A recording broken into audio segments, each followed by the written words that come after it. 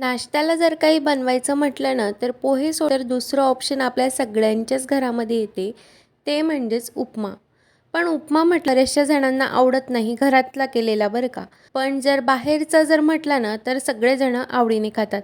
तर बाहेरच्यासारखा अगदी परफेक्ट मग जर करायचा असेल ना, तर आज एकदम डिटेलमध्ये मी रेसिपी शेअर केलेली आहे. त्यासाठी व्हिडिओ शेवटपर्यंत नक्की पहा. चला तर मग रेसिपीला सुरुवात करूयात.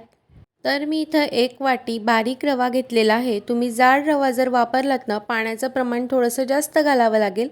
त्याचीसुद्धा टेस्ट जी आहे ना, तर ती छानच लागते. पण इथं मी सध्या तरी बारीक रव्याचा वापर केलेला आहे.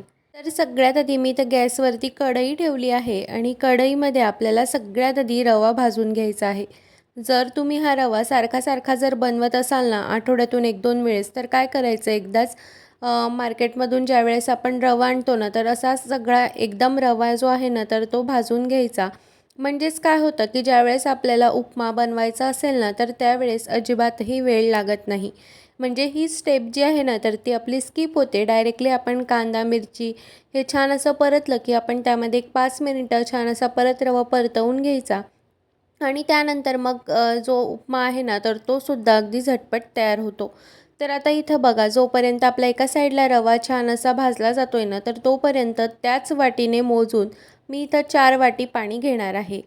तर शक्यतो ना रवा ज्यावेळेस तुम्ही बनवाल ना, तर त्यावेळेस अगदी मोजून घ्या. म्हणजे वाटीच्या प्रमाणानुसार जसं आपण पोहे वगैरे बनवतो तसं न करता जर तुम्ही मोजून अगदी परफेक्ट पाणी वगैरे घेतलंत ना, तर उपमा जो आहे ना, तर तो अतिशय छान होतो. पाणी जास्तसुद्धा होणार नाही आणि कमीसुद्धा होणार नाही. तर आता सर्वात आधी मी तर साईडच्या गॅसवरती ना गरम पाणी करायला ठेवून दिलेलं आहे. ते गरम पाणी आपल्याला एकदम कडकडीत नसलं तरी चालेल, पण थोडंसं कोमट तरी पाहिजे. तर आता इथे बघा, रवा जो आहे ना, तर तो छान असा भाजला गेलेला आहे. तर आता आपण त्याला एका प्लेटमध्ये काढून घेऊ, जेणेकरून तो थोडा वेळ तरी थंड होईल. आता परत तीच कढई मी ना गॅसवरती ठेवली आणि त्यामध्ये टाकलं मी 2 पळे तेल. तर तेल छान कडकडीत गरम होऊ द्यायचं आणि त्यानंतर मग आपण फोडणी तयार करणार आहोत. तर तेल छान गरम झालं की त्यामध्ये अर्धा चमचा मोहरी टाकून घ्यायची. मोहरी छान फुलली की लगेचच अर्धा चमचा जिरं टाकून घ्यायचं. जिरं मोहरी छान होऊ द्यायची. म्हणजे छान फुलली की त्यानंतर आपण त्यामध्ये टाकणार आहोत शेंगदाणे.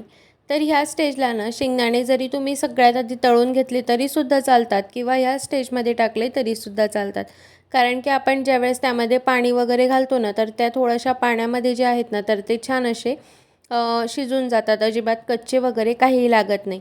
पण शेंगदाणे ना आपल्याला जवळपास 70 ते 80% छान असे तळून घ्यायचे आहेत. तर आता इथं आपले शेंगदाणे जे आहेत ना, तर ते छान असे तळून झालेले आहेत. तर आता आपण त्यामध्ये टाकणार आहोत हिरव्या मिरच्या. तर इथं मी बघू शकता कांदा आणि मिरच्या आणि भरपूर असा कोथिंबीरनं कट करून घेतलेला आहे. तर मिरच्या मी ना शक्यतो अशा मधूनच कट करते, जेणेकरून काय होतं, की कुठल्याही पदार्थामध्ये त्याचा तिखटपणा आपल्याला जाणवतो. जर तुम्ही मधून नाही कट केलं तरीसुद्धा चालेल. आता मिरच्या आपल्याला एकदम छान अशा फ्राय करून घ्यायच्या आहे. अजिबात कच्च्या वगैरे ठेवायच्या नाही आहेत. तर मी तुम्हाला दाखवतेच, की कुठल्या स्टेजपर्यंत आपल्याला मिरच्या छान अशा परतवून घ्यायच्या आहेत. तर आता इथे बघू शकता मिरच्या ज्या आहेत ना, तर त्या छान अशा परतल्या गेल्या आहेत. मिरच्या छान परतल्या गेल्या, की त्यामध्ये आपण जो कांदा बारीक कट करून घेतलेला होता ना, तर तो संपूर्ण कांदा यामध्ये टाकून घ्यायचा आणि कांदासुद्धा छान असा आपल्याला व्यवस्थित परतवून घ्यायचा आहे. अजिबात कच्चा वगैरे ठेवायचा नाही. जर कच्चा आपण त्याला ठेवलं ना, तर त्याला एकदम असा गोडसरपणा येतो. खाताना मध्येच आपल्या दाताखाली आला, की एकदम गोड-गोड असं वाटतं. त्यामुळे ना त्याला व्यवस्थित असं परतवून घ्यायचं आहे. तर आता ह्या स्टेजला ना कांदा थोडासा मी परतवून घेतला आणि त्यानंतर लगेचच मी त्यामध्ये घालणार आहे चवीनुसार मीठ. तर संपूर्ण उपम्यासाठी जेवढं मीठ लागणार आहे ना, तर तेवढं संपूर्ण मीठ मी यामध्ये एकदाच टाकून घेतलं आहे, जेणेकरून आपला कांदासुद्धा लगेचच छान असा परतला जाईल. तर आता हे व्यवस्थित असं मी मिक्स करून घेतलं आहे.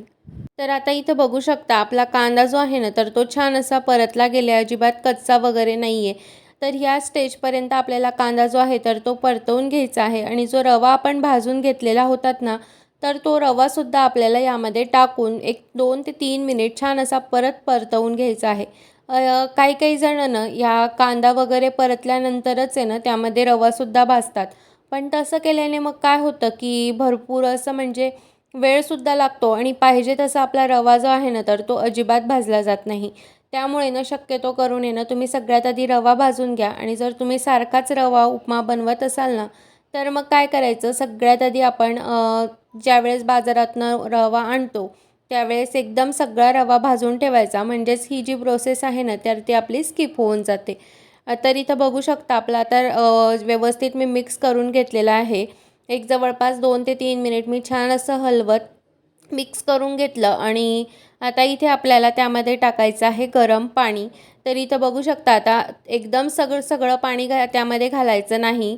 हळूहळू करून पाणी घालायचं. आणि आता इथे बघू शकता थोडंसं पाणी मी राहू दिलं सगळ्यात आधी आणि मिक्स करून घेतलं. आणि आपल्याला बरोबर अंदाज येतो. खरं तर हे अगदी परफेक्ट पाणी आहे. 1 वाटीला 4 वाटी जर तुम्ही पाणी घातलंत ना, तर उपमा तुमचा व्यवस्थित छान शिजतो. पण हो, हे ना बारीक रव्याचं प्रमाण आहे. तुम्ही जाड रव्याला थोडंसं आणखीसुद्धा पाणी तुम्हाला घालावं लागू शकतं. तर राहिलेलं पाणीसुद्धा मी घालून घेतलं. हे सर्व व्यवस्थित मिक्स करून घेतलं. त्यामध्ये भरपूर सारी कोथिंबीर आताच टाकून घेतली मी त्यामध्ये. म्हणजेच ती छान अशी व्यवस्थित मिक्ससुद्धा होऊन जाईल. तर आता इथे बघू शकता व्हिडिओत दाखवल्याप्रमाणे ही सर्व प्रोसेस आहे ना तुम्हाला करून घ्यायची आहे.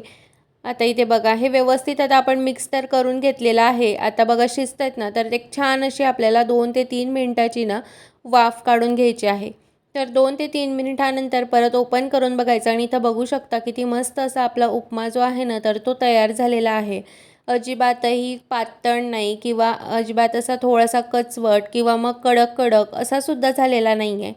तर हे जे प्रमाण आहे ना तर हे एकदम परफेक्ट असं आहे. तर ज्यावेळेस तुम्ही कधी उपमा बनवाल ना, तर 1 वाटीला बरोबर मोजून 4 वाटी जर तुम्ही पाणी घातलंत ना, तर उपमा जो आहे ना, तर तो एकदम छान मऊ तयार होतो. आता लगेचच त्याला खाण्यासाठी घ्यायचं नाही. 2 ते 3 मिनिट छान असं त्याला थोडंसं वाफ द्यायची आणि त्यानंतर मग छान असं सर्व्ह करायचं. चला तर मग मैत्रिणींनो, तुम्ही कधी ह्या पद्धतीने उपमा नसेल केला ना, तर एकदा नक्की करून पहा. आणि कसा वाटला ते सुद्धा मला कमेंटमध्ये सांगायला अजिबात विसरू नका. व्हिडिओ आवडला असेल तर लाईक करा, शेअर करा आणि चॅनलवर नवीन असाल तर सबस्क्राईब करा. चला तर मग भेटूया पुन्हा अशाच एका छानशा नवीन व्हिडिओमध्ये. तोपर्यंत बाय.